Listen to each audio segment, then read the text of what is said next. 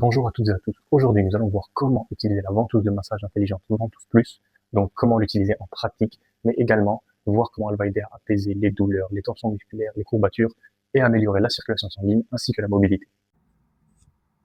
Ce bouton permet de mettre la ventouse en marche, ce bouton permet d'ajuster l'intensité, ce bouton permet d'ajuster la chaleur et celui-ci le relâchement.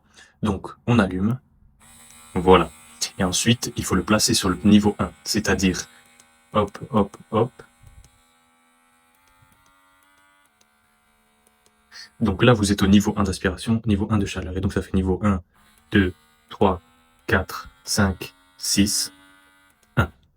Pareil pour la chaleur, niveau 1, 2, 3, 4, 5, 6 et niveau 1. Voilà. Ensuite, il y a juste à la poser.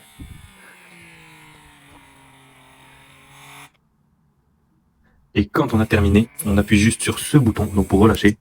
Et voilà, il suffit de faire ça. Lors des premières utilisations, réglez la chaleur et l'aspiration sur les niveaux les plus faibles pour tester d'abord votre sensibilité.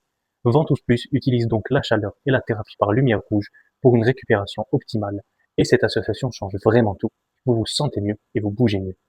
Et tout cela avec une utilisation autonome, donc à la maison, depuis le confort de chez soi.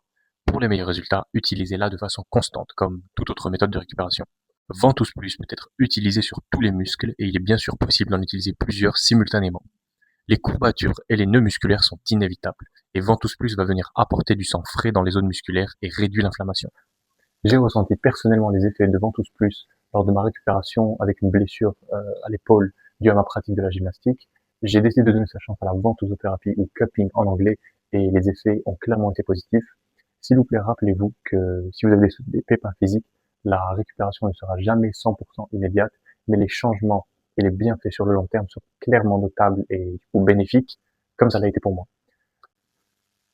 Et bien sûr, la ventousothérapie ne résoudra pas tous vos problèmes par miracle à elle seule immédiatement, donc alliez toujours des exercices de mobilité et des étirements dans votre pratique quotidienne ou sportive, donc pour vraiment aller travailler sur le long terme.